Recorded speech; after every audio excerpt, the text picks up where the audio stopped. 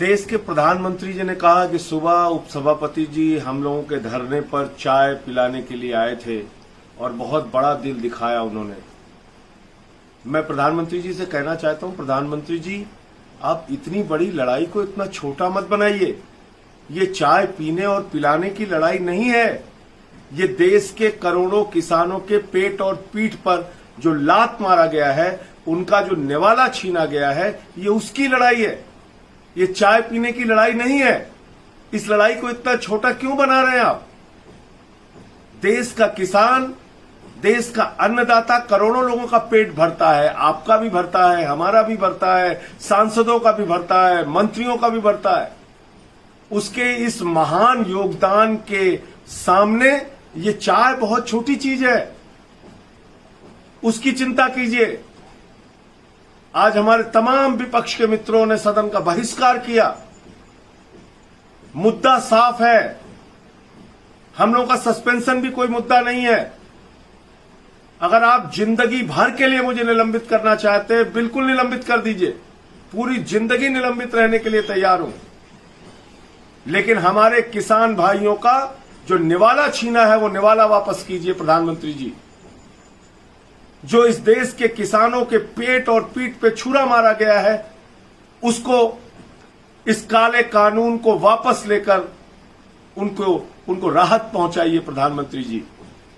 ये काला कानून बगैर वोटिंग के जबरन, अलोकतांत्रिक, असंवैधानिक तरीके से जो पारित किया गया है, लोकतंत्र की मर्यादा को, संसद की मर्यादा को जो शर्मिंदा किया गया है, उसको वापस कीजिए प्रधानमंत्री जी। ये लड़ाई चाय पीने और पिलाने की नहीं है। देश के करोड़ों किसानों की लड़ाई को आप एक छोटी सी चाय पिला के निपटा रहे हैं। मैं बहुत आदरपूर्वक आपकी चाय आपको वापस करता हूं प्रधानमंत्री जी, लेकिन मैं ये कहना चाहता हूं कि देश के करोड़ों किसानों का जो आपने निवाला छीना है, उसको वापस कीजिए। सस्पेंशन मुद्दा नहीं, निलंबन मुद्दा नहीं। जो कुछ उस दिन हुआ सदन के अंदर, वो पूरे देश ने देखा। भारतीय जनता पार्टी, आपकी पार्टी राज्यसभा में अल्पमत में थी। अकाली दल विरोध कर रही थी, बीजेडी विरोध कर रही थी, टीआरएस विरोध कर रही थी, एआईएडीएमके सेलेक्ट कमेटी की मांग कर रही थी, शिवसेना, एनसीपी, कांग्रेस, सारी पार्टियां विरोध में थी, आरजेडी, डीएमके, आम आदमी पार्टी। उसके बावजूद यह काला कानून पास किया गया। इसलिए इस लड़ाई को छोटा मत बनाइए।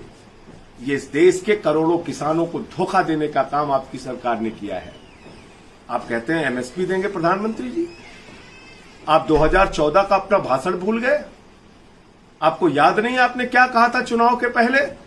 1 साल के अंदर फसल की लागत मूल्य का 1.5 गुना दाम किसानों को दिया जाएगा। 50% मुनाफे के साथ फसल की कीमत दी जाएगी। लेकिन आपकी सरकार ने शपथ पत्र देकर सुप्रीम कोर्ट में कहा कि हम 50% मुनाफा नहीं देंगे। कितना धोखा दोगे किसानों को? कितनी बार उनकी पीठ में छुरा मारोगे प्रधानमंत्री जी?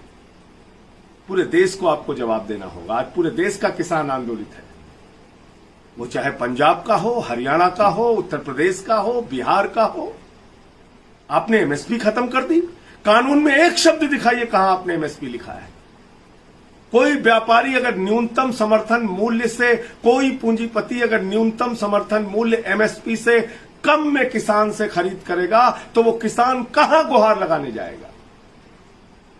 कौन सा न्यायालय उसकी बात सुनेगा अगर आपने बिल में, कानून में लिखा ही नहीं है एमएसपी के बारे में? एक शब्द नहीं लिखा तीनों बिल में। तो इसलिए मैं फिर दोहरा रहा हूं और विपक्ष के मित्रों को भी कह रहा हूं, हम लोगों का निलंबन कोई मुद्दा नहीं है। ये काला कानून जो बिना वोटिंग के पास किया गया है, उसको वापस लिया जाए और किसानों को राहत पहुंचाई जाए। जय हिंद, इंकलाब जिंदाबाद।